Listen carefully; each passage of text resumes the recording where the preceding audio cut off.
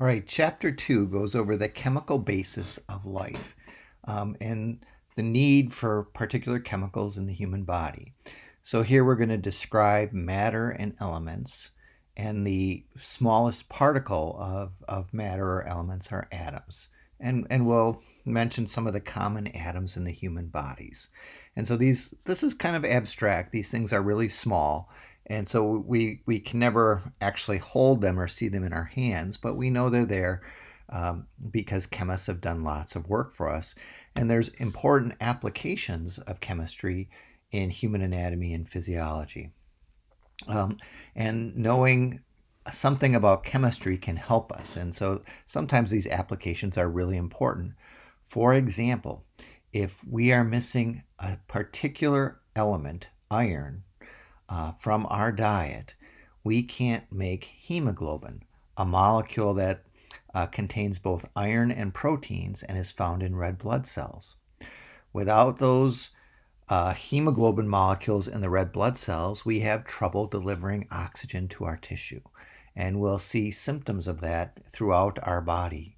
Okay, our fingernails will grow in a very funny way. We'll see changes in our mucous membranes, like our lips and our eyes, and we'll be tired and lethargic. Okay, and so there's lots of applications of chemistry. That's just one. Okay, so what is chemistry? Chemistry is the study of matter, and matter is any solid, any liquid, or any gas. Okay, and so chemists deal with materials in these different forms, and they study them, and they found that they can take any type of matter, any solid, liquid, or gas, and they can break it down into its component parts, and so they can separate it maybe through chemical reactions or using electric current, and what they get are atoms. And there are different types of atoms, but atoms consist of subatomic particles of only three types. These are the neutrons and protons that are found in the center or nucleus of the atom, and then electrons that are found orbiting them. And all matter consists of atoms, and there are different types of atoms, and these different types they are primarily distinguished by the number of protons they have. And so the number of protons determines the number or type of atom it is.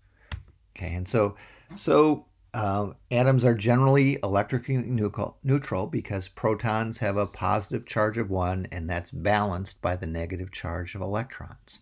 Okay, all atoms that have just one proton are referred to as hydrogen atoms, and they have the same chemical properties. These atoms may or may not have neutrons. We'll talk about that later. All atoms that have two protons are a different type. They're helium, and so on and so forth. Hydrogen is one of the most common atoms in the human body. Another common atom is carbon. Carbon has 6 protons in the center, the nucleus of the atom, and then it'll have 6 electrons, and usually it has 6 neutrons.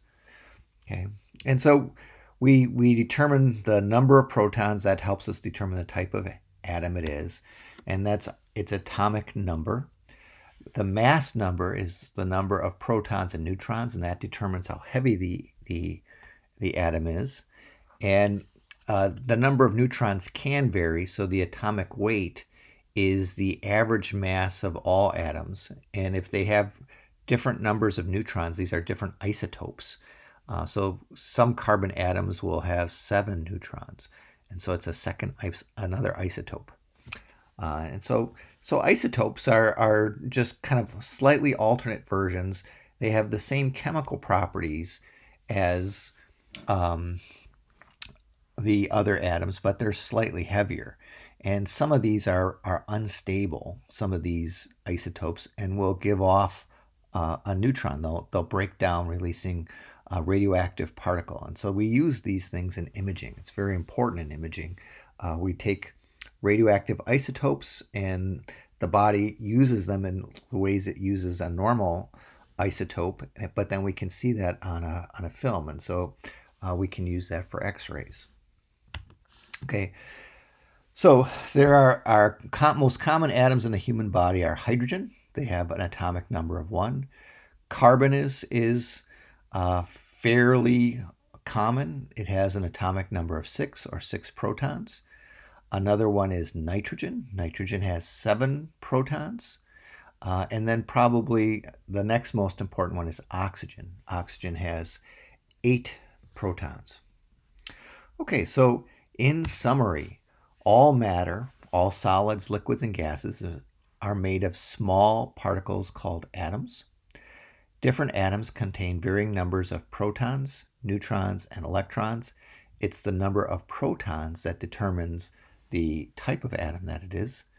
And atoms of the same type are elements and have similar chemical properties. All right, we'll have more about atoms and how they interact with other atoms in the next program.